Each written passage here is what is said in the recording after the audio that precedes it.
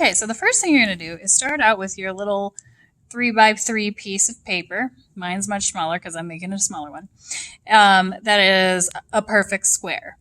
And we're going to be cutting this into fourths, but first we have to draw two lines, one that goes from this side to this side, and one that goes to this side to this side. But we want our tessellations to look interesting and have a different shape. So you got to make like a fun. So I'm going to start with a line that looks like this. And it's really important it's not a line that like goes over itself. So like a line like this will not work because we need to cut it out, and we can't really cut out those pieces in this situation.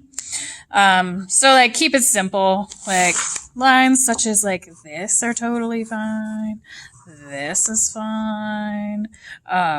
This is fine. Or like a free line that just does some weird stuff. Just make sure it doesn't cross over itself. All great plans. So I kind of liked my free line. So going from right to left, I'm going to make a different line. It kind of goes like, and make sure it doesn't cross over itself. And so, yeah, we got an interesting line there. So again, you got to just have a line that goes from top to bottom, right to left, and it can't cross over itself. And it will these two will cross in one spot. All right, next we're going to be getting ready to cut this thing into fourths, but first we need to label it in such a way so that we can put it back together to make our tessellation piece. So I'm going to write the word part. P in the top left corner. Do that now. A in the top right corner. Do that now. So P, A. And then R in the bottom left corner. P, A, R. And then finally in the bottom right corner, a T. So P, A, R, T.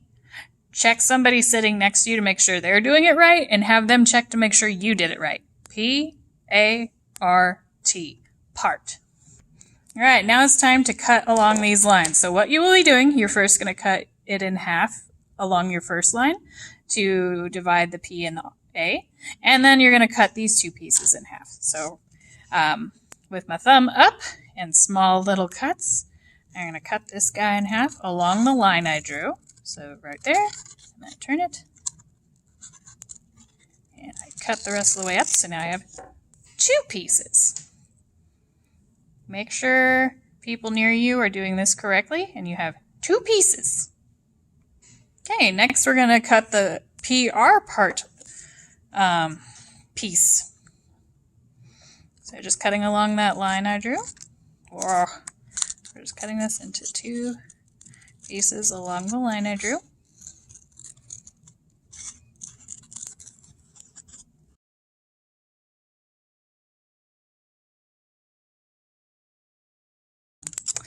So now we have P and R separated. Now it's time to separate A and T. So just cutting along this line.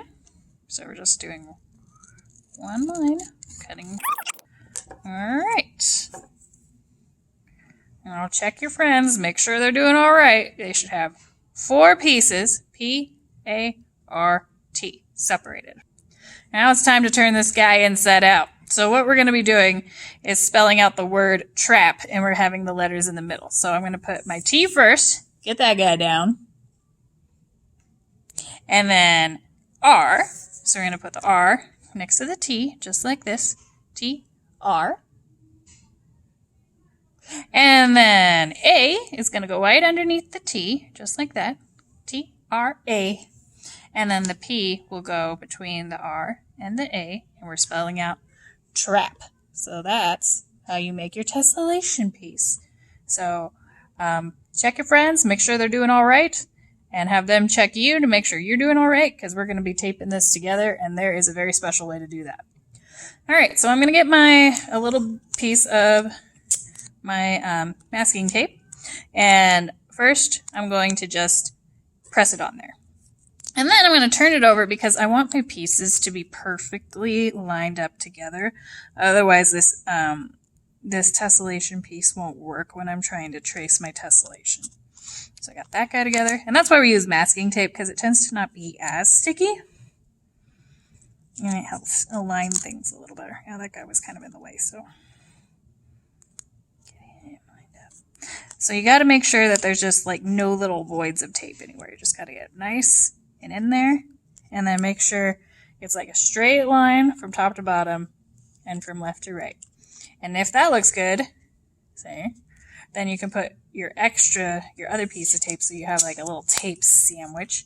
Make sure it doesn't go over your paper. It needs to stay in here. So if your tape's a little too big, just go like that.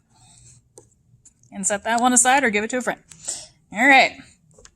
Now it's time to make our tessellation drawing. Pro tip, in case this is a small piece of paper, right?